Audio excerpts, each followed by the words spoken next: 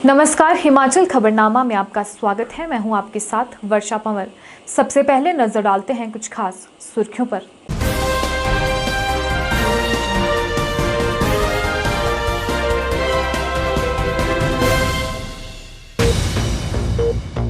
राज्यपाल राजेंद्र विश्वनाथ आर्लेकर ने चीन के साथ लगती हिमाचल प्रदेश की 240 किलोमीटर सीमा क्षेत्र की पुलिस स्तर पर सुरक्षा व्यवस्था की समीक्षा।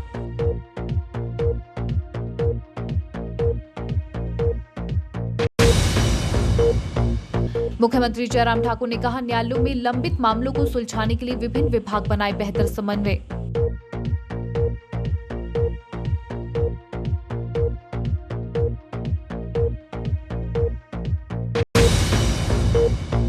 शहरी विकास मंत्री सुरेश भारद्वाज ने राजकीय उत्कृष्ट वरिष्ठ माध्यमिक पाठशाला छोटा शिमला के सभागार में 1 दिवसीय स्वर्ण जयंतीपूर्ण राज्य स्तरीय समारोह एवं प्रतियोगिता का किया शुभारंभ।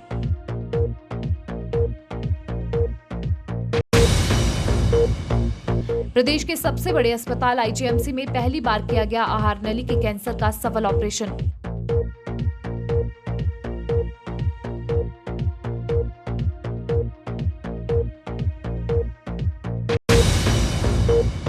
उच्च शिक्षा निदेशक डॉक्टर अमरजीत सिंह ने सभी स्कूल प्रिंसिपलों को विद्यार्थियों की क्षमता और कमरों की संख्या के अनुसार माइक्रो प्लान बनाने के दिए निर्देश।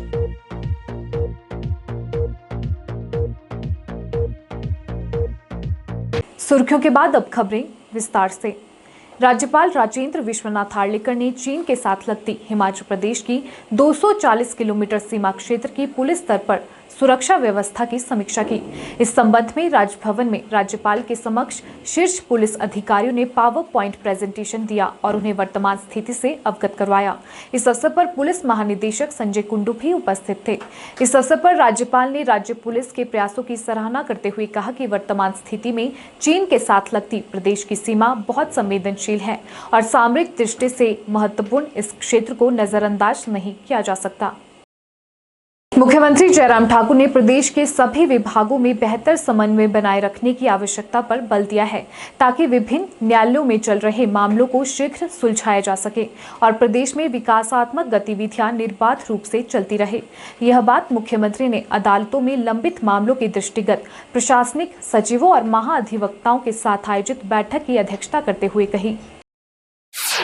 मुख्यमंत्री जयराम ठाकुर ने कहा कि राज्य सरकार ने एक लिटिगेशन मॉनिटरिंग सॉफ्टवेयर विकसित किया है और इस सॉफ्टवेयर में सभी अदालती मामले दर्ज किए जा रहे हैं। उन्होंने कहा कि महत्वाकांक्षी परियोजनाओं से संबंधित और प्रमुखता वाले मामलों को विशेष प्राथमिकता दी जानी चाहिए। उन्होंने कहा कि प्रशासनिक सचिवों को महाअधिवक्ताओं के कार्यालयों के साथ समन्वय स्थापित करना चाहिए ताकि अदालतों में मामलों को शीघ्र सुलझाया जा सके। मुख्यमंत्री ने कहा कि जेओएआईटी जेवीटी से संबंधित अदालती मामलों में तेजी लाई जानी चाहिए क्योंकि इससे हजारों युवा लाभान्वित होंगे। उन्होंने कहा कि इन भर्तियों पर लगी रोक को हटाने के प्रयास किए जाने चाहिए। उन्होंने माननीय न्यायालयों से इन मामलों को सुलझाने का अनुरोध किया। मुख्यमंत्री ने कहा कि विभिन्न स्वीकृतियों और अदालतों में लंबित मामलों के कारण कई विकासात्मक परियोजनाओं में विलंब हुआ है। उन्होंने विभिन्न न्यायालयों में स्वीकृति प्राप्त करने संबंधित मामलों में अधिकारियों को सक्रिय रूप से कार्य करने के निर्देश दिए। उन्होंने कहा कि इससे न केवल आम लोगों को लाभ होगा बल्कि परियोजना संबंधी लागत से भी बचा जा सकेगा। उन्होंने विभिन्न लंबित मामलों की निगरानी के लिए नियमित बैठकों का आयोजन करने के भी निर्देश दिए। मुख्य सचिव राम सुभग सिंह ने मुख्यमंत्री को आश्वासन दिया कि राज्य सरकार की आकांक्षा और अपेक्षाओं को पूरा करने के लिए संबंधित अधिकारी और अधिक समन्वय और समर्पण भाव से कार्य करेंगे। प्रधान सचिव गृह रजनीश ने मुख्यमंत्री का स्वागत किया और बैठक की कार्यवाही का संचालन किया। शिमला नागरिक वासियों को बेहतर सुविधाएं प्रदान करने की दृष्टि से शिमला डेवलपमेंट प्लान अत्यंत कारगर साबित होगा। ये विचार शहरी विकास मंत्री सुरेश भारद्वाज ने होटल हॉलिडे होम में इस संदर्भ में हितधारकों के साथ आयोजित प्रेजेंटेशन बैठक की अध्यक्षता करते हुए व्यक्त किए। उन्होंने इस डेवलपमेंट प्लान के तहत नए भवनों के निर्माण के संबंध में अपनाए जाने वाले मानकों पर विस्तृत चर्चा की। उन्होंने कहा कि यातायात व्यवस्था, सीवरेज व अन्य सुविधाओं की उपलब्धता को सुनिश्चित किया जाए। उन्होंने बताया कि इन व्यवस्थाओं को बेहतर रूप प्रदान करने के लिए डेवलपमेंट प्लान तैयार करने के लिए कार्य योजना तैयार की जा रही है। शहरी विकास मंत्री सुरेश भारद्वाज ने होटल हॉलिडे होम में आयोजित बैठक की अध्यक्षता करते हुए कहा कि शिमला नगर वासियों को बेहतर सुविधाएं प्रदान करने की दृष्टि से शिमला डेवलपमेंट प्लान अत्यंत कारगर साबित होगा। प्रारंभिक कालों में एक्ट तो बन गया, लेकिन उस एक्ट के इम्प्लीमेंटेशन की दृष्टि से जो है वो काम नहीं हो पाया, जिसके कारण शहरों की जो है वो प्रॉपर प्लानिंग नहीं हो सकी और बहुत सारे स्थानों पर जो है वो हेफाजत टाइप में जो है वो कंस्ट्रक्शन हो गई। बाकी शहरों की जो है वो जो प्लान है वो ऑलरेडी बनी हुई है डेवलपमेंट प्लान, लेकिन शिमला की इंटरिम डेवलपमेंट प्लान ही आज तक जो है वो चली रही। बीच में एनजीटी नेशनल ग्रीन ट्रिब्यूनल में लोग जो हैं वो पब्लिक इंटरेस्ट लिटिगेशन में जाना शुरू हुए, उसके कारण कुछ आदेश हो गए और शिमला का जो विकास है वो बहुत सारे कारणों से जो है रुक गया। कोर एरिया में आप कोई कंस्ट्रक्शन नहीं कर सकते, नॉन कोर एरिया में भी आप 2.5 मंजिल बना सकते हैं। शिमला की टोपोग्राफी इस प्रकार की है कि उसमें अगर 2.5 मंजिल बनानी हो तो उसमें 1 मंजिल तो ज़मीन से नीचे ही रह जाती है और लोगों को वायबल नहीं होती है। इवन गवर्नमेंट प्रोजेक्ट्स भी जो हैं वो भी इस ऑर्डर के कारण जो है वो बन नहीं पा रहे हैं। हॉस्पिटल की बिल्डिंग्स नहीं बन पा रही हैं, स्कूल नहीं बन पा रहे हैं, ऑफिस बिल्डिंग्स नहीं बन पा रही हैं। तो ये भी एक कारण है और सबसे बड़ा कारण तो ये है कि इस एक्ट के मुताबिक एक डेवलपमेंट प्लान बननी चाहिए और वो हम जो है अब डेवलपमेंट प्लान बना रहे हैं। उसकी कंसल्टेशन और बनाने की जो प्रक्रिया है वो एक कंसल्टिंग जो सर्विसेज प्रदान करने वाली कंपनी है उसे दिया गया है। उन्होंने जो है वो जीपीएस मोड पर जो है इसकी सारी मैपिंग इत्यादि की है। काफ़ी समय से जो है ये प्लान बनाया जा रहा है। टाउन एंड कंट्री प्लानिंग के हमारे डायरेक्टर और अन्य अधिकारियों द्वारा अलग अलग जो है वो लोगों से इसमें कंसल्टेशन की प्रक्रिया करने की आवश्यकता है। बैठक में कुसुम्पटी विधानसभा क्षेत्र के विधायक अनिरुद्ध सिंह ने अपने बहुमूल्य विचार प्रस्तुत किए। उन्होंने भवन निर्माण नियमों के इस डेवलपमेंट प्लान के तहत भवनों की ऊंचाई व क्षेत्र के निर्धारण की आवश्यकता पर बल दिया। उन्होंने कहा कि भवनों की मंजिल प्रक्रिया को न अपनाकर ऊंचाई व क्षेत्र के निर्धारण को अधिमान दिया जाना आवश्यक है। अभी तक 1979 में जो हमारा एक्ट बना था उसके बाद आईडीपी बनी थी, इंटरिम डेवलपमेंट प्लान, और डेवलपमेंट प्लान आज तक जो है वो नहीं बन पाया। अभी सरकार ने कंसल्टेंसी सर्विसेज के द्वारा काफ़ी समय से सर्वे कर रहे हैं, एक प्रपोजल तैयार किया है। उसी की आज बैठक थी स्टेक होल्डर्स की, जिसमें मुझे भी आमंत्रित किया गया और हमने भी अपने व्यूज़ दिए हैं कितनी हाइट होनी चाहिए बिल्डिंग की, क्योंकि अभी तो आपको पता है कि एनजीटी का यहाँ पे बैन लगा हुआ है। अभी वो जो आईडीपी बनेगी, हमारी development plan town and country planning का बनेगा, वो एनजीटी में जाएगा और वो मैं समझता हूँ विचार करेंगे और जो बैन लगाया है इसकी ज़रूर खोलेगा। और सरकार भी प्रयासरत है और हम सभी प्रयासरत हैं। अपने अपने सुझाव जो है हम लोगों ने डिपार्टमेंट को दिए हैं माननीय मंत्री जी के द्वारा, और मैं समझता हूँ कि जल्द ही इस पर जो है सरकार फैसला करेगी। चर्चा के दौरान पार्षद गणों ने डेवलपमेंट प्लान को और अधिक प्रभावी रूप प्रदान करने के लिए विभिन्न पहलुओं के तहत आवश्यक सुझाव दिए। भारतीय युवा कांग्रेस ने देश में यंग इंडिया के बोल कार्यक्रम की शुरुआत की है। इसके तहत राज्य स्तरीय कार्यक्रम राजीव भवन शिमला में आयोजित किया गया, जिसमें प्रदेश के युवाओं ने भाषण प्रतियोगिता में भाग लिया। युवा कांग्रेस का कहना है कि वर्तमान परिदृश्य में देश में महंगाई, बेरोजगारी लगातार बढ़ रही है। ऐसे में देश के युवा को महत्वपूर्ण भूमिका अदा करनी होगी। भारतीय युवा कांग्रेस के राष्ट्रीय प्रवक्ता व हिमाचल युवा कांग्रेस के प्रभारी अमित बाबा ने बताया कि देश के वर्तमान हालात में युवाओं की भागीदारी बहुत महत्वपूर्ण है। इस कार्यक्रम का उद्देश्य आम साधारण युवाओं की लोकतंत्र में भागीदारी सुनिश्चित करना है। इस प्रतियोगिता में भाग लेने वाले युवाओं में से सर्वश्रेष्ठ वक्ता को युवा कांग्रेस में प्रवक्ता बनाया जाएगा। 14 नवंबर को दिल्ली में कार्यक्रम होगा, जिसमें इनमें से युवा कांग्रेस का राष्ट्रीय प्रवक्ता भी नियुक्त किया जा सकता है। यंग स्पोक्स पर्सन्स को आइडेंटिफाई करना, डिस्ट्रिक्ट और स्टेट लेवल पर उन लोगों को as a spokesperson appoint करना और इन फ्यूचर ट्रेन करना है।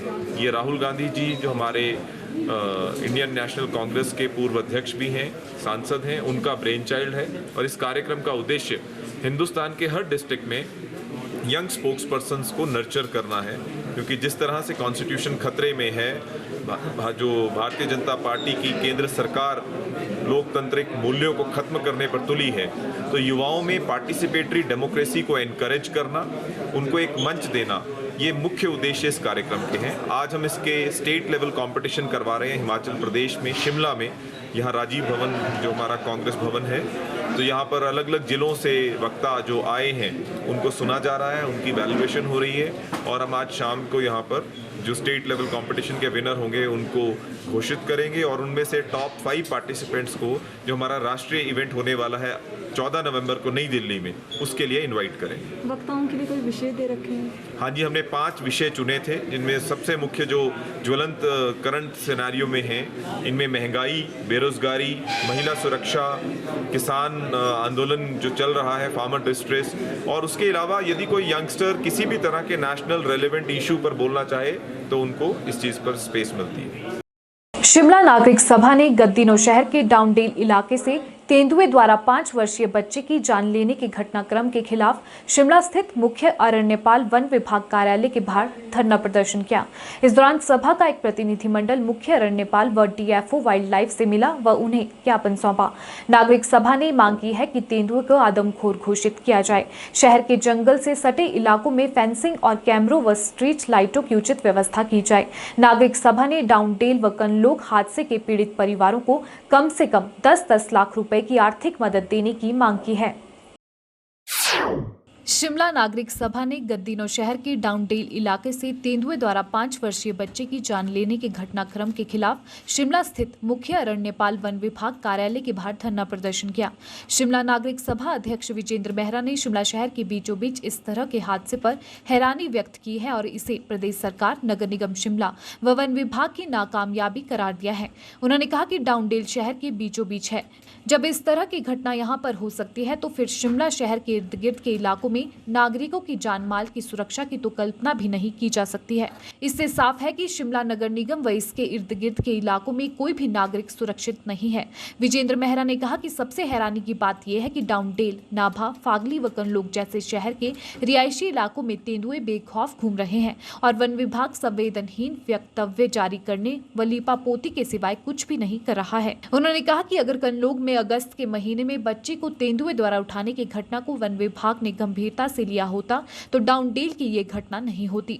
आरोप लगाया कि नगर निगम भी नागरिकों की सुरक्षा के प्रति गंभीर नहीं है। शहर के रिहायशी इलाकों में या तो स्ट्रीट लाइटें कई महीनों से खराब पड़ी है या फिर है ही नहीं। इन दोनों की लापरवाही का खामियाजा निर्दोष जनता को भुगतना पड़ रहा है। हम ये कहना चाहते हैं कि पिछले 3 महीने में, बड़े छोटे से टाइम स्पैन में 3 महीने में शिमला शहर के बीचों बीच 2 बच्चों को तेंदुए ने मार दिया है।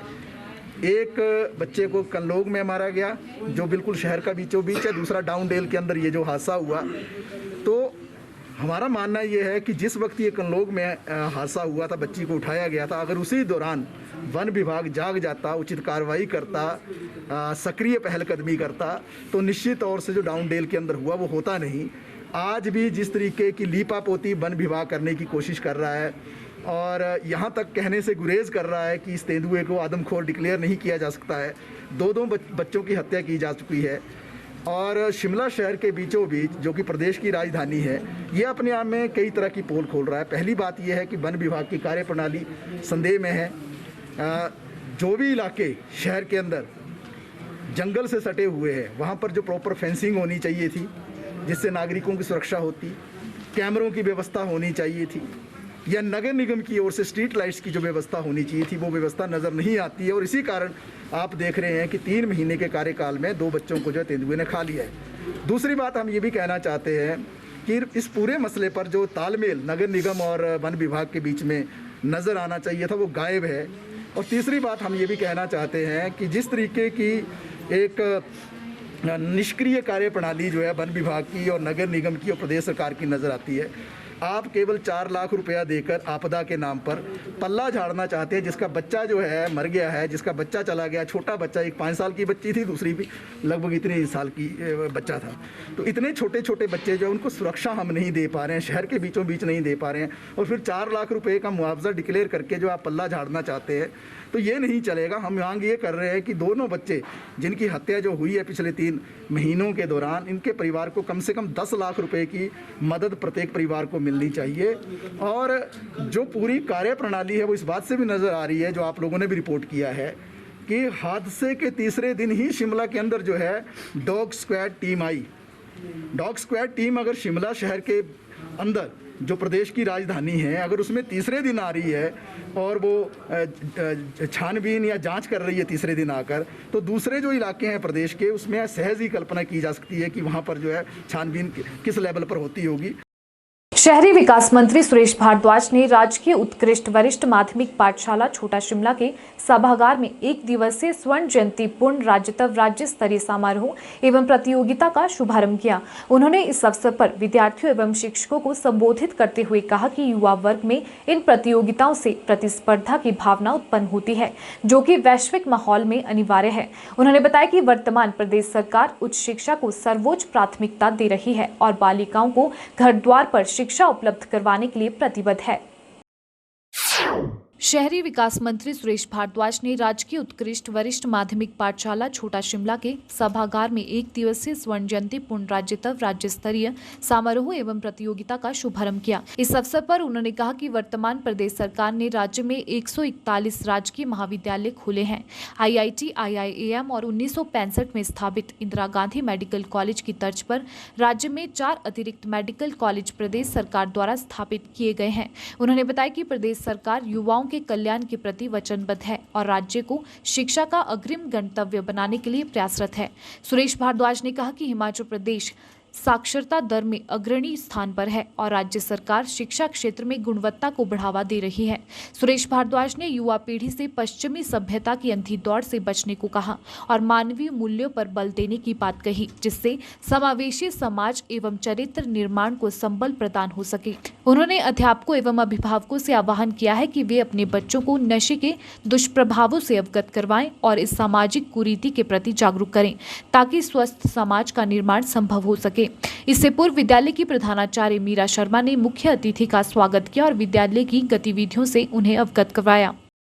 प्रदेश के सबसे बड़े अस्पताल IGMC में पहली बार आहार नली के कैंसर का ऑपरेशन हाईटेक लैप्रोस्कोपिक तकनीक से बिना चीरफाड़ ऑपरेशन किया गया है।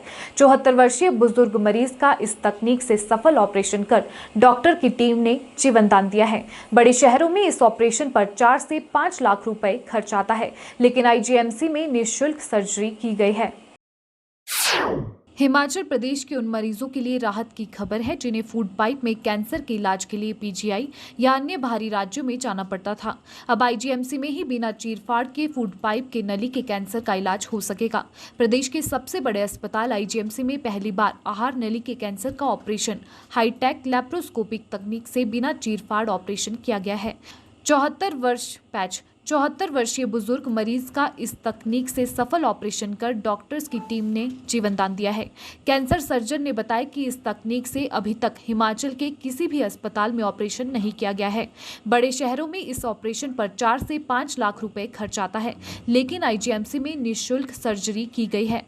डॉक्टर का कहना है कि खाने पीने में परेशानी हो रही हो तो मरीजों को लगता है कि एसिडिटी के कारण ऐसा हो रहा है।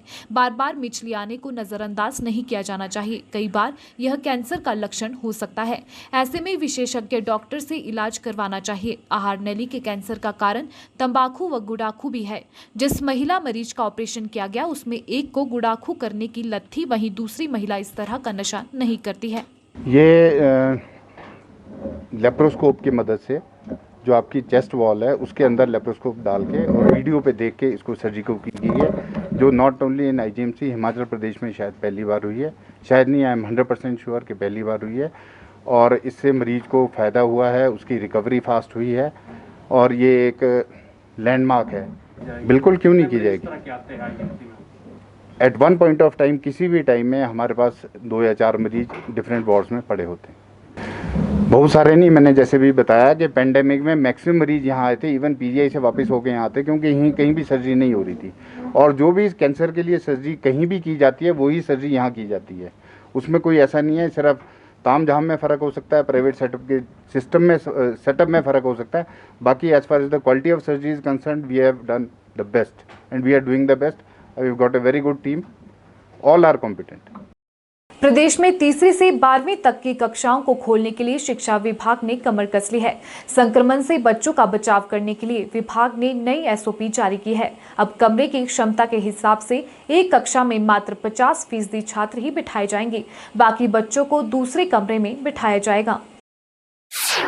बुधवार से तीसरी से 12वीं कक्षा के बच्चों के लिए प्रदेश में स्कूल खुलने जा रहे हैं। 15 नवंबर से विभाग पहली और दूसरी कक्षाएं भी चालू करने जा रहा है। इसके मद्देनजर सोशल डिस्टेंसिंग के लिए एक बेंच पर एक ही बच्चा बैठाया जाएगा। वहीं प्रार्थना सभा, खेलकूद सहित एकत्र होने वाली अन्य गतिविधियों पर रोक रहेगी।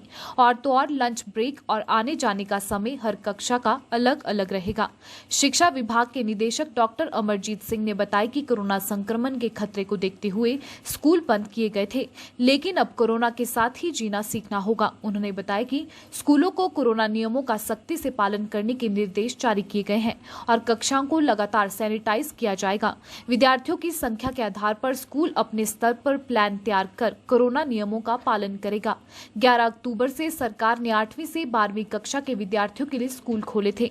इसके बाद कोरोना संक्रमण के मामले बढ़ने पर दिवाली की छुट्टियों को शिक्षा विभाग ने 31 अक्टूबर से 7 नवंबर तक कर दिया था। अब सरकार के सामने सबसे बड़ी चुनौती ये है कि इन बच्चों का अभी वैक्सीनेशन नहीं हुआ है। ऐसे में स्कूलों को कोरोना नियमों के पालन के लिए सख्त निर्देश जारी किए गए हैं। हमारी भी पेरेंट्स के साथ डिप्टी डायरेक्टर्स के थ्रू या हमारे प्रिंसिपल्स के थ्रू पेरेंट्स के साथ बात होती रहती थी, तो सभी अब लोग चाहते थे कि बच्चों को अब बुलाया जाए स्कूल में। तो जो आपने दूसरी बात ये पूछी है कि किस तरह का प्रोटोकॉल, किस तरह की तैयारियां रहेंगी, तो विभाग की तरफ से तो दिशा निर्देश पहले भी बहुत बार दिए जा चुके हैं और अब एक बार फिर से इनको हम दोबारा से रीइटरेट करेंगे, दोबारा से उनको सभी जो हमारे डिप्टी डायरेक्टर, प्रिंसिपल, हेडमास्टर, जितने भी स्कूल के इंचार्जेज हैं, हेडमास्टर्स हैं या जो ऑफिशिएटिंग प्रिंसिपल कोई भी लोग हैं, वो उनको यही दिशा निर्देश हैं कि जो प्रोटोकॉल कोरोना गाइडलाइंस के या स्कूल बुलाने से पहले हमने एक स्कूल की माइक्रो प्लान बनाई है, सभी स्कूल्स की वो तैयार है, उसके हिसाब से वो काम करें। बच्चों की जो स्कूल में एंट्री है उस समय प्रॉपर उसकी थर्मल स्कैनिंग हो, बच्चों को मास्क पहनने के लिए परमानेंटली उनको कहा जाए कि आप मास्क के बिना स्कूल में ना आएँ और बार बार सैनिटाइजेशन का ध्यान रखा जाए। जहाँ क्लास लगती है, अगर क्लास के बाद उनको थोड़ा टाइम मिलता है, गैप ज़रूर उसमें रखें, तो उस समय भी वो क्लास की सैनिटाइजेशन कर सकते हैं। डिस्टेंस का भी ध्यान रखें। कई बार मैंने देखा कि हो सकता है कुछ स्कूल्स में अब जहाँ पर हमारे सीनियर सेकेंडरी स्कूल्स हैं वहाँ 6th to 12th अब कुछ दिनों में वो सारे के सारे बच्चे आएंगे, तो वहाँ पर ये हो सकता है कि 50% कैपेसिटी के साथ जो क्लासेस बिठाने का ये एक चैलेंज हमारे टीचर्स के पास, हमारे स्कूल्स में ये ज़रूर रहेगा। लेकिन इसके लिए भी जो माइक्रो प्लान हमारे स्कूल्स की तैयार हुई है उसमें पूरा ध्यान रखा गया है। कुछ बच्चों को आजकल क्योंकि सर्दियों का मौसम है, अच्छा मौसम भी है, तो कई बार थोड़ी देर के लिए बाहर भी बच्चों को, छोटी क्लासेस को वो बाहर भी बिठा लेते हैं, बरांडे में बिठा लेते हैं या उस तरह से। बट तैयारी विभाग की तरफ से पूरी है, इसमें किसी भी तरह की कोई चूक हम नहीं मानते कि हमारी तरफ से होगी और यही हमारी तरफ से डायरेक्शन भी है कि किसी भी तरह की चूक जो है वो अपने अपने स्कूल्स में, अपने अपने इंस्टीट्यूशंस में वो बिल्कुल भी ना करें। सभी अध्यापक, सभी जो हमारे नॉन टीचिंग स्टाफ और सभी प्रिंसिपल्स, हेडमास्टर्स, सभी इसका ध्यान भी रखें। हिमाचल खबरनामा के इस अंक में इतना ही। नमस्कार।